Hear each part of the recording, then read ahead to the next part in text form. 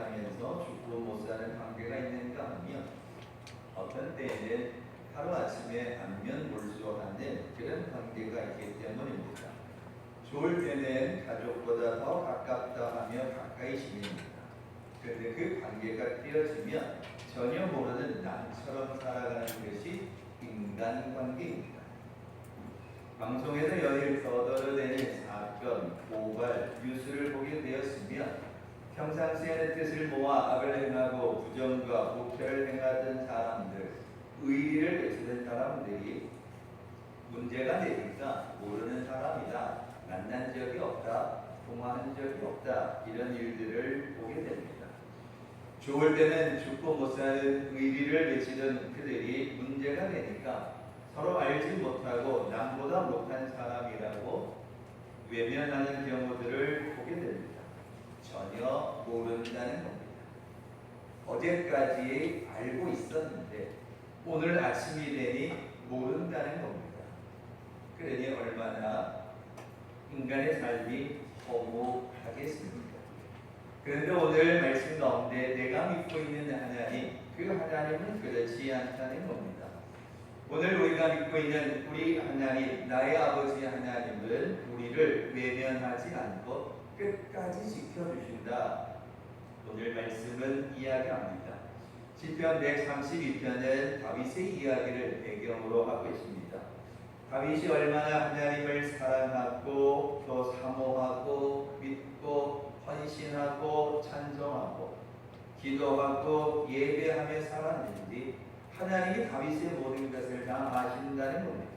그래도 하나님은 다윗이 어려울 때 외면하지 아니하시고 기억하고 계시다가 11절에 하나님은 다윗에게 성실하게 행하셨다는 겁니다. 하나님은 그와 같이 믿음으로 살아가는 다윗에게 축복을 허락해 주셨다는 겁니다. 사람이 성실하게 살아가는 걸 보면 칭찬합니다. 그런데 하나님이 다윗에게 성실하게 행하셨다는 건 엄청난 축복을 이야기하는 겁니다. 사실 다윗이 왕이 되기 전에 사울 왕으로부터 고난을 받아 도망다녀야 했습니다. 도망다니는 그것만이 아니라 다윗을 죽이려고 혈안이 되어 있었기 때문에 목숨 걸고 도망가야 하는 일이 하루 이틀이 아니었습니다. 우리가 어릴 적 술래잡기 합니다. 그러면 술래가 되면 그냥 숨어있는 친구를 한번 찾으면 되죠. 그러면 될 거 아닙니까? 그런데 이 술래잡기 하는데 잡히지 않으려고 얼마나 꽁꽁 숨는지 얼마나 도망가는지 모릅니다. 그냥 잡히면 술래 한번 하면 되죠. 그런데 그 술래하는 게 왜 그렇게 싫은지 얼마나 숨는지 모릅니다. 다윗이 어딘가에 숨었다 그러면 소문을 듣고 사울 왕이 찾아오는데 때로는 특수부대를 보내기도 하고 때로는 사울 왕이 직접 다윗을 죽이기 위해 찾아오기도 합니다. 사울 왕을 피해 동굴에 숨기도 하고 적대 국가였던 블레셋에 숨어들기도 하고 때로는 살아남기 위해 미친 척하며 침을 흘려야 했던 다윗이었습니다. 수많은 위기가 있었고 수많은 어려움이 있었지만 다윗이 이 모든 고난, 이 모든 두려움, 죽음의 공포를 이길 수 있었던 건 하나님이었다고 고백합니다. 내가 이 고난을 이길 수 있었던 것은 하나님이 외면하지 않으셨기 때문이다라고 이야기합니다. 위기의 순간마다 하나님이 다윗을 지켜주셨다고 다윗은 고백하고 있습니다. 더욱이 어떤 날에 다윗이 동굴에 숨어 있을 때 사울 왕이 들어옵니다. 신하들이 때는 이때다 싶어 사울 왕을 죽이려 합니다. 그럴 때 다윗은 하나님이 세우신 왕을 죽일 수 없다. 그리고는 아무렇지도 않게 풀어 주기도 합니다.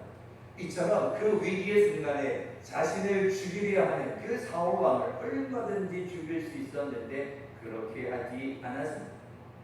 하나님이 세우신 왕을 내가 어떻게 그럴 수 있느냐?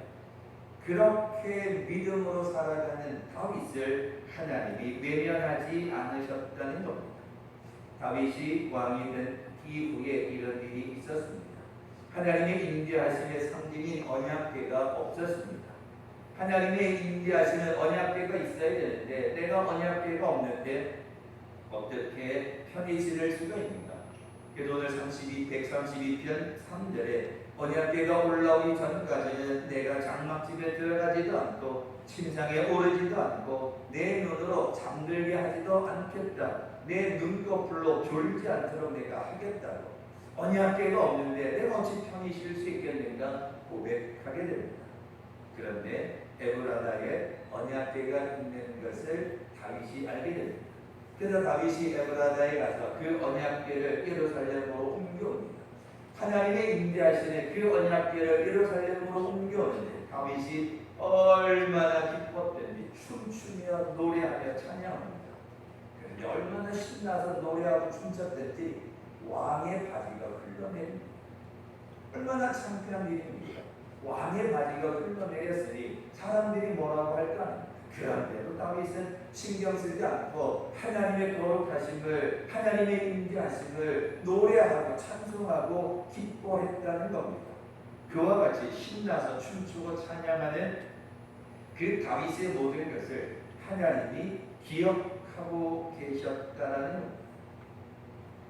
지난주 말씀을 드렸습니다. 우리는 영적인 건망증에 걸려 잊어버릴 때가 많다는 겁니다. 하나님이 주신 은혜도 잊어버리고 하나님이 주신 그 크신 사랑도 잊어버리고 살아갈 때가 너무 많다는 겁니다.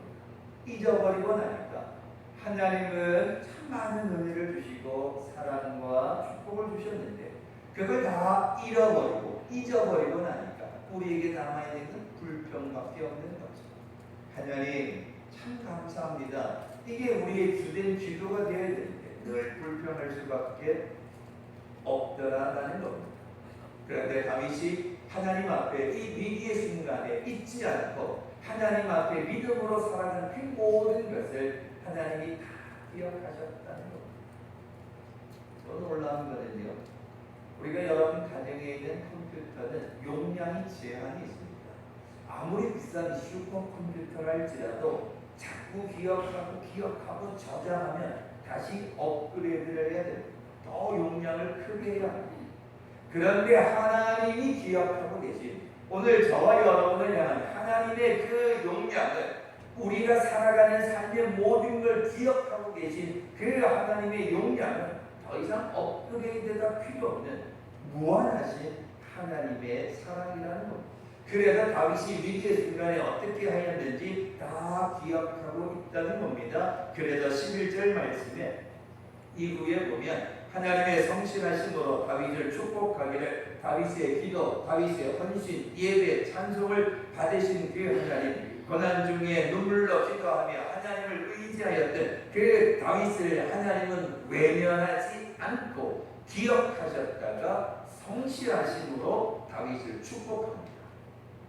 그 축복의 내용은 11절에는 자녀들이 계속해서 왕 위에 오를 것이요 14절에는 내가 영원히 시온에 머물러 너희를 축복할 것이요 15절에는 이 성의 식료품에 풍족히 복을 주고 떡으로 그 빈민을 만족하게 하고 18절에는 원수들로부터 지켜줄 거다라고 하나님이 다윗에게 약속하셨던 거죠. 시온에 머물러 축복할 것이며 자녀들이 왕이 오를 것이며 식료품이 부족하지 않을 것이며 원수들로부터 지켜준다.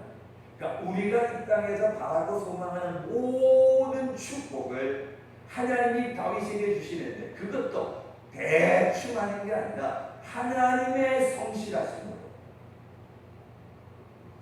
사람이 자기가 하는 일에 참 이 사람은 성실하다 모두가 인정합니다.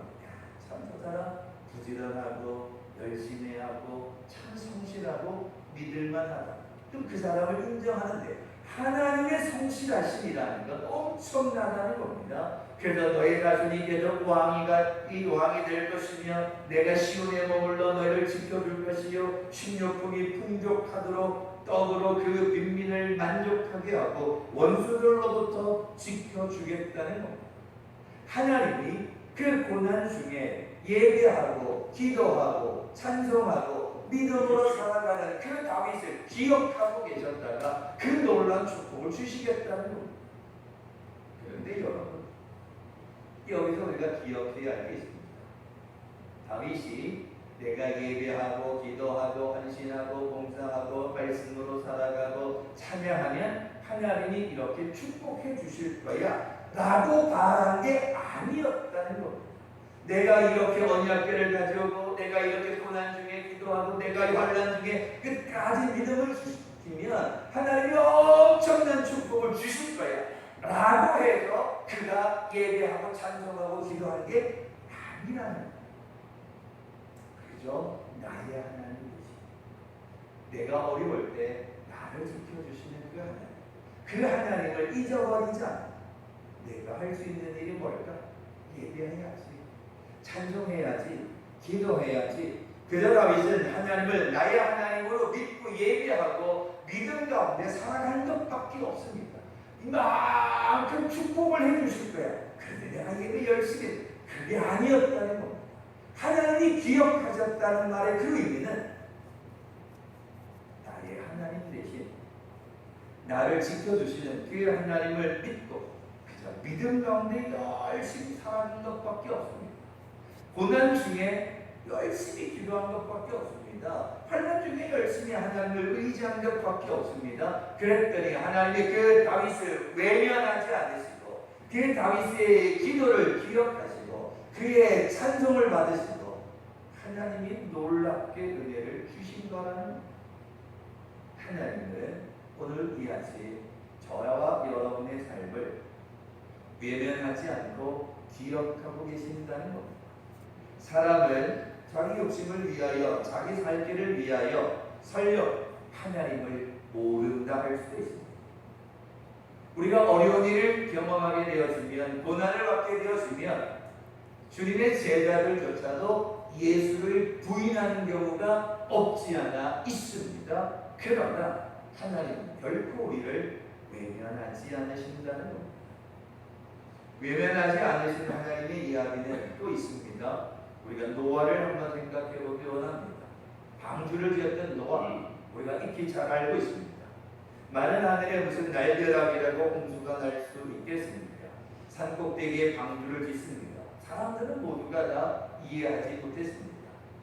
요즘식으로 하면 노아가 아마 SNS를 했다 그러면 노아의 댓글에 아마 이 바보야 멍충이야 무슨 홍수가 나냐, 방주를 지으려면 바닷가에 짓든지 강에 지어야지 산꼭대기에다 방주를 짓냐, 이 바보야 멍충아, 아마 그런 내용들 댓글이 엄청나게 달렸을 겁니다. 그런데도 불구하고 노아는 심판이 임할 것입니다. 하나님이 심판하실 겁니다. 방주 안으로 들어오세요 라고 여전히 외쳤습니다. 그럼에도 불구하고 사람들은 그나마 듣지 않았습니다. 오히려 노아의 면전에서 비웃습니다. 아이고 저 바보 같은 사람, 저 멍청한 사람, 저 어리석은 사람. 노아는 철저하게 사람들로부터 외면을 당합니다. 어쩌면 왕따당했을지도 모릅니다. 그러나 노아의 그 모습을 한번 생각해 보십시오. 노아의 모습을 지금 생각해 보면 참 외로운 전쟁입니다. 얼마나 힘들었을까. 하나님은 방주를 만들라 하고 심판이 임한다고 하니 하나님의 말씀에 따라 방주를 지어야겠고, 사람들은 손가락질하고 비방하고 어리석다고 비웃었고, 그 중간에 노아는 참 외로웠을 겁니다. 그래서 여러분도 직장이나 가정, 여러 사람들과의 관계에서 외로울 때가 있으실 겁니다. 아무도 내 마음을, 내 속사정을 알아주지 못할 때, 사람들은 많지만 내 속사정을, 내 마음을 헤아려 주지 못하니까 그저 나 홀로 남아있는 것 같은 그런 외로움만입니다. 그 외로움이 내적으로 심각해지면 병이 될 수밖에 없습니다. 그 와중에 높은 산 꼭대기에 방주를 지었습니다. 이런 상상을 한번 해볼 수 있습니다. 방주를 조금씩 지어갑니다. 식구들은 피곤해서 잠들었을 때 노아는 방주 한쪽에서 하늘을 바라보며 어떤 기도를 드렸습니다. 방주의 한쪽에서 아무도 자신을 몰라 할 때, 자신의 그 마음을 헤아려 주지 못할 때, 그 방주 한편에서 하늘을 우러러 보며 그 기도하는 노아의 마음이 어떠하였습니까? 하나님은 그 노아의 방주 안에서 드려지는 홀로 남아 드리는 그 기도를 외면하지 않았습니다. 때가 되니 하늘에서 비가 내리고 땅이 터지기 시작합니다. 노아가 외쳤던 하나님의 심판이 시작되었습니다. 그리고 방주 안으로 노아의 식구들이 들어갔습니다. 그리고 방주의 문이 닫혔습니다. 노아 방주는 외로운 공간이 아니었습니다. 노아가 들어간 그 방주는 하나님의 따뜻한 품 아니었습니다.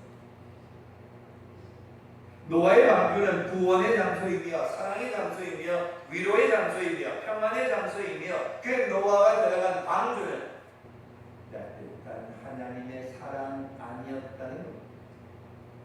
하나님은 마지막 순간까지도 노아를 품에 안으셨습니다. 노아에게는 방주를 짓는 것이 외로운 전쟁이었지만 그러나 하나님은 끝까지 함께 하셨습니다. 홍수 심판이 임하게 되고 물이 다 감하게 되고 방주에서 나와 이 땅에서 살아가는 그 순간까지 하나님은 노아와 함께 하셨다는 사실입니다. 하나님은 외로운 전쟁을 벌이는 이 땅에서 외로운 삶을 살아가는 우리를 외면하지 않으신다는 겁니다. 여호수아에 가면 이런 장면이 하나 있습니다. 태양이 멈추고 달이 멈춘 전쟁이 하나 있습니다. 기브온 사람들을 살리는 전쟁입니다. 아모리 연합군이 기브온 사람들을 공격합니다. 기브온 사람들이 여호수아에게 도와달라고 합니다. 여호수아가 그 요청을 듣고 밤새도록 달려와서 그 가난 연합군과 전쟁을 합니다. 그 전쟁을 하던 중에 하나님이 여호수아가 움직이는 전쟁에게 도와주시기를 하늘에서 큰 우박이 떨어집니다. 그래서 여호수아서를 읽어보면 칼에 죽은 사람보다 우박에 죽은 사람이 더 많다는 겁니다. 근데 연합군이 이제 끝장을 봐야 더 이상 기브온 사람들을 괴롭히지 않으니까 이제 끝까지 전쟁해야 되는데 해가 저물어 갑니다. 캄캄한 밤이 되면 헛살 수 없습니다. 그래서 여호수아가 기도하기를 태양아 멈춰라, 달이 멈춰라 하나님께 기도했더니 태양이 멈추고 달이 멈춰서 전쟁을 해서 그 연합군을 물리칩니다. 그리고 나서 기브온 사람들을 부릅니다. 하나님이 가난 원주민들하고는 파친을 맺으면 안 된다고 했는데 기브온 사람들이 거짓말로 여호수아랑 파친 조약을 맺게 됩니다. 여호수아가 전쟁이 끝난 다음에 물었습니다. 왜 거짓말했냐? 두려웠다는 겁니다. 뭐가 두려웠냐?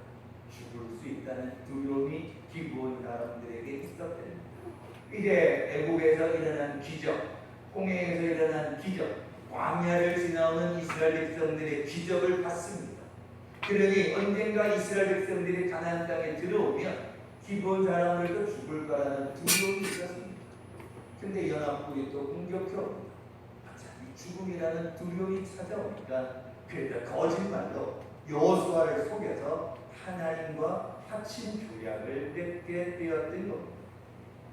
그러면서 전쟁에서 이긴 다음에 이 이방인이었던 기브온 사람들이 여호수아에게 뭐라고 말하는가 하면 죽을 수밖에 없는 두려움이 있었는데 살려주셨다는 겁니다. 그래서 말하기를 우리가 이스라엘을 위하여 살아가기를 원합니다. 그래서 하나님이 여호수아에게 지혜를 주셔서 답하기를 나무를 패며 물을 깃는 자가 되어라 이렇게 말합니다. 나무를 패며 물을 길어오는 자가 되라. 종으로 살아가라는 겁니다. 그런데도 기브온 사람들이 그 종의 길을 선택하게 됩니다. 왜? 죽음이라는 두려움이 있었는데 하나님이 자신들을 살려줬다는 겁니다. 그래서 종으로 살겠느냐? 문을 길어오고 나무를 준비하는 그 종으로 살아가겠냐? 예, 그렇게 하겠다라고 이야기를 합니다. 그럴 때 하나님께서 그들에게 어떤 걸 맡기셨는가 하면 이 이방인이었던 기브온 사람들이 여호와의 성전에 필요한 물을 길어 여호와의 성전에 필요한 나무를 준비하고 여호와의 성전에 필요한 것들을 준비하는 일에 쓰임받습니다. 어찌 보면 사람들이 보기에는 종으로 지내는 것, 그냥 문을 이루고 나무를 준비하는 것, 종으로 살아가는 게 뭐가 좋겠느냐. 그런데 이 기본 사람들에게는 종으로 지내는 것이 오히려 감사하다는 겁니다. 죽을 수 있었다는 겁니다. 자신의 민족이 다 죽을 수밖에 없는 그 두려움이 있었는데 그 두려움으로부터 자신들을 살려주었다는 겁니다. 이 이방인이었던 기브온 사람들을 살리기 위해서, 이방 사람이었던 기브온을 살리기 위해서 하나님이 하신 일이 뭐냐? 태양이 멈춘 겁니다. 달이 멈춘 겁니다. 큰 우박이 떨어진 겁니다. 하나님의 사랑이 그와 같다는 겁니다.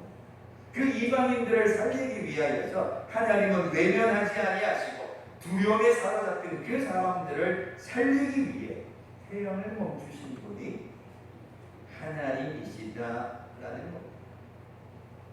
오늘 이 시간 예배 드리는 여러분, 되게 설교 말씀 준비하면서 예전에 세미나에 갔더니 설교 제목이 좀 거칠어야 할 때도 있고 좀 설교 내용 중에 좀 거친 단어를 한두번 사용하면 사람들이 좋아한답니다. 제가 거친 단어를 잘 쓰진 않았는데요, 그게 떠올라서 오늘 본문대로 하면 하나님이 우리를 외면하지 않으십니다. 사람의 관계는 끊어버립니다. 어제까지 친했다가 오늘 아침에 모르는 생판 나무처럼 안면몰수합니다. 그게 인간관계입니다. 그런데 하나님은 거친 표현을 쓰면 오늘 연약한 우리, 죄 가운데 있는 우리를 향해 하나님은 쌩까지 않으시되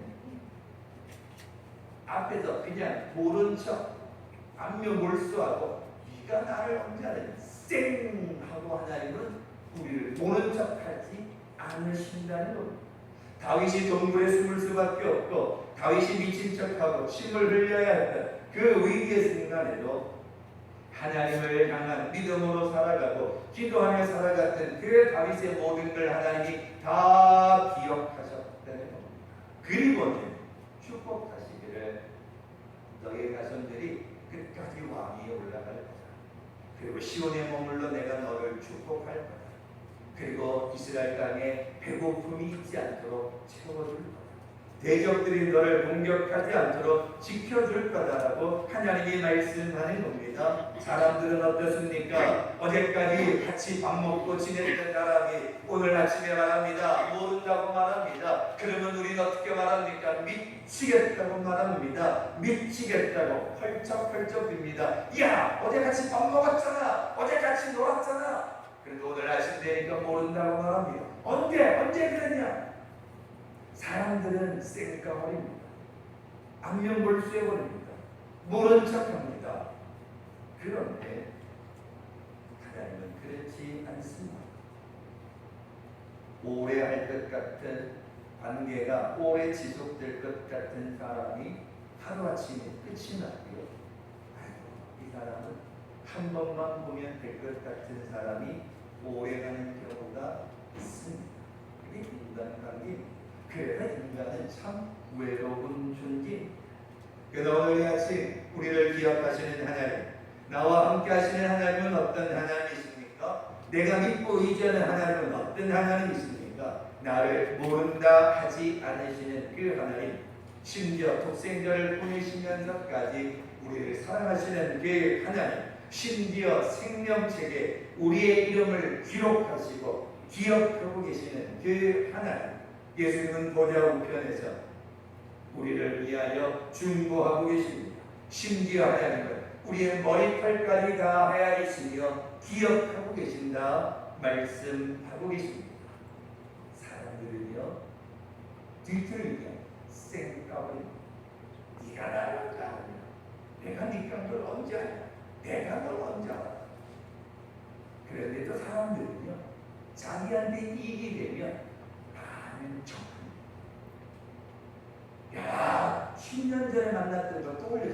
야, 알지 않나? 그런데 하나님은 그렇지 않다는 겁니다.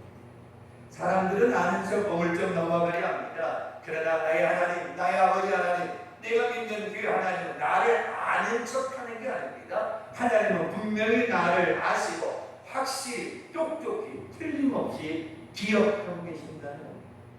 그래서 우리는 행복한 사람들은 스쳐 지나가도 잘 모릅니다.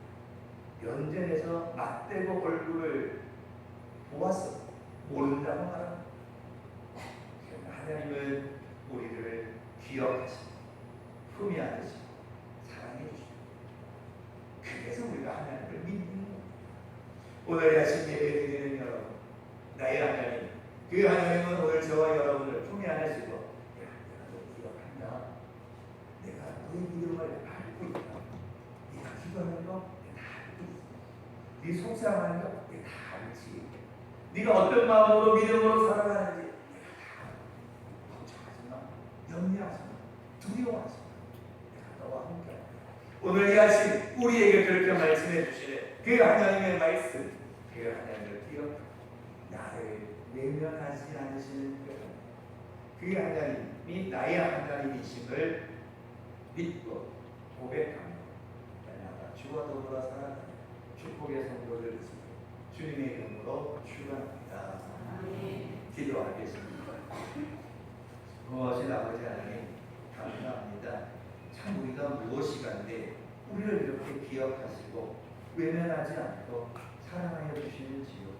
하나님의 사랑이 없다면 애진작에 우리는 다 끝난 인생이었는데 어떻게 또 일으켜 주시고 또 붙잡아 주시고 또 우리를 찾아주시는지, 우리를 외면하지 않으시는 그 하나님의 그 사랑 날마다 우리의 마음에 새기고 예배하며 찬송하며 기도하며 살아가는 우리 모두가 되게 해 주시옵소서. 하나님이 우리를 외면하지 않으시고 우리를 품어주시니 우리는 참 행복한 사람입니다. 날마다 행복한 삶을 주와 더불어 살아가는 우리 모두가 되게 축복하여 주시옵소서. 감사드리며 예수님의 이름으로 기도하옵나이다. 아멘.